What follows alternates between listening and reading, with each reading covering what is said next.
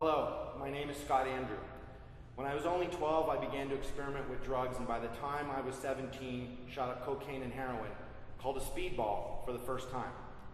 I left home to be on my own before my 17th birthday. No, it wasn't this tearful or angry departure from my parents. They were far from perfect, but I did have an okay childhood. But some family circumstances and a fierce need for independence triggered me to go out on my own. My drug use escalated, of course, and by the time I was 21, I was pretty regularly shooting crystal meth. It is without a doubt one of the most powerful and overwhelming drugs out there. I persisted in using throughout my 20s, often staying up for 5 to 6 days straight and shooting round after round of dope into my arms. Somehow I sustained jobs, a place to live, and girlfriends, but I never progressed too far in life. My addiction ultimately dominating my thoughts and actions, keeping me stuck in life. My addiction was so powerful that in one incident of using in 1992, I drove to East LA at 3 in the morning to score dope from gangbangers after being deprived of sleep for 5 days straight. As the sun rose, I sat on a curb in Newport Beach. My needle so dull and unable to puncture my skin, I tried sharpening it on the curb, the abrasive cement of a street curb, to get the burrs off of it. And when the plunger on the needle wouldn't move, we used earwax to lubricate it to get another hit. This is a pretty low point. And still, I continued to use amidst multiple attempts to get clean until I was 28. A father of an 8-month-old son, the realization of being responsible for this precious life, my baby boy, I hit an agonizing and spiritual rock bottom. I suffered and struggled for months, and it is not possible to put into words what I went through to stay clean, but I finally did it. Inspired not by hope of a better tomorrow, but more about being terrified of living one more moment in my current condition. 19 years later, I am still clean, and now I'm a leading expert in addiction and recovery. I've been a private counselor in Santa Clarita for almost 10 years now. I've worked with hundreds and hundreds of families and addicts, teaching them something new, innovative, and more complex than any other methods before. It is only through personal experiences of my own and these hundreds of clients that I've been able to take recovery to a whole new level. Because the old methods are outdated. AA and NA are near 100 years old. While their philosophies are good, they rarely resonate with today's youth or middle-class professional family people. These individuals are looking for something beyond the usual conventional recovery programs. These individuals are complex and clever and experienced in their addictive behaviors, and they need something just as complex and advanced as they are. The existing recovery system is broken. It has become complacent and lazy, remaining in the comfort zone of meetings, sponsors, and generic plans for rehabs and treatments. The success rates are lower than 10%, yet they collect astronomical fees with no guarantees, typically often up to $10,000 a month.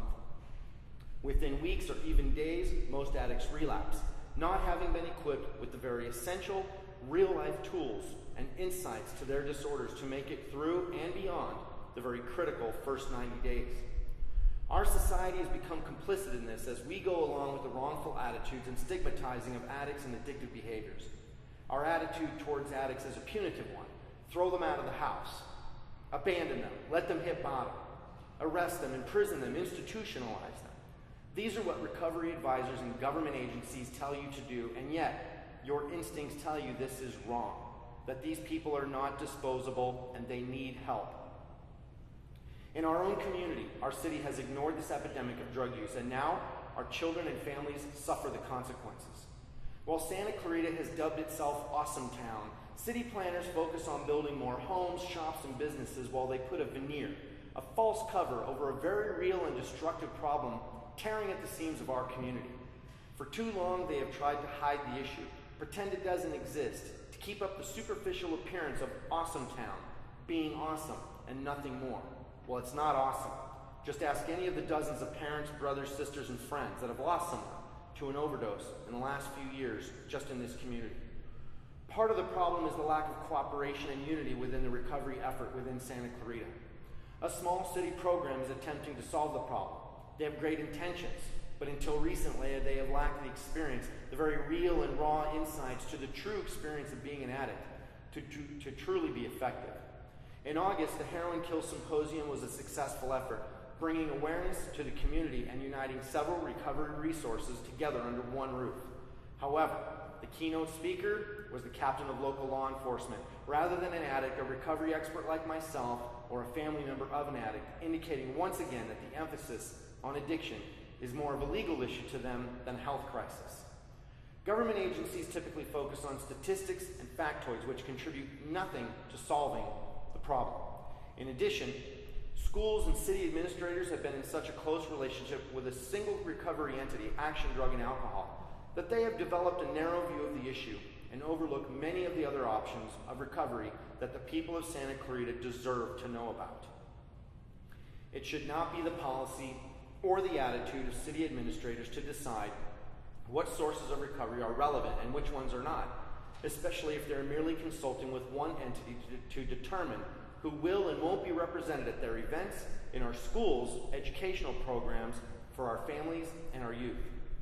While I'm certain that Action Recovery people are doing a great job, and they definitely deserve to be commended for their work within the community, they do need to recognize that their methods are not right for everyone, and people need to know what their options are. We need to work together and expand recovery options, education, and awareness.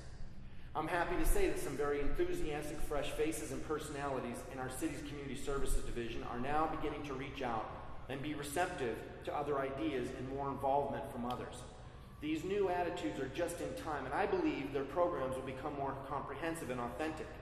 I look forward to working with them, and I am excited at these long overdue possibilities. You deserve to know the truth and have options when it comes to recovery and changing your lives. No one should suppress information from you or stand between you and saving those you love. On November 3rd, I will present a 4-hour workshop seminar on addiction and recovery. This comprehensive program will cover 3 vital areas that every addict and family member should know intimately: the actual scientific principles that create and sustain addictive behavior, treatment options, why they fail and how to get the most out of what's available, and a thorough review on different drugs, heroin, meth, alcohol, and others, and of course, how to treat them. It would normally cost over $500 to cover these topics in private sessions, but this workshop will give you the most innovative insights to addiction and recovery. In addition to these topics, I will also present parts to the keynote speech that I delivered in May to the National Families Anonymous Convention. The reception from the audience there was powerful and emotional as for the first time. Many of them realized new and empowering insights to addiction and recovery they'd never heard before. The discussions I had with the families afterwards were heartfelt. They poured out their pain and struggles, and we all talked deep into the night on these issues. We all agreed that something must change in the field of recovery if we are to make any progress. The time has come to examine new ideas and to empower addicts, families, and especially professional counselors on what they can do to reach new heights in recovery and counseling. So the power shifts from the big money rehabs to those actually afflicted with this very serious disorder. Addiction is so pervasive in our society that I am certain each and every one knows someone who has been affected by it. If you or someone you know has ever struggled with addiction, this workshop and seminar is for you. You never know when you may find yourself in the unique position to advise or guide someone to get the right kind of help they need and deserve. And this could save a life. The registration fee for the upcoming workshop will be $55.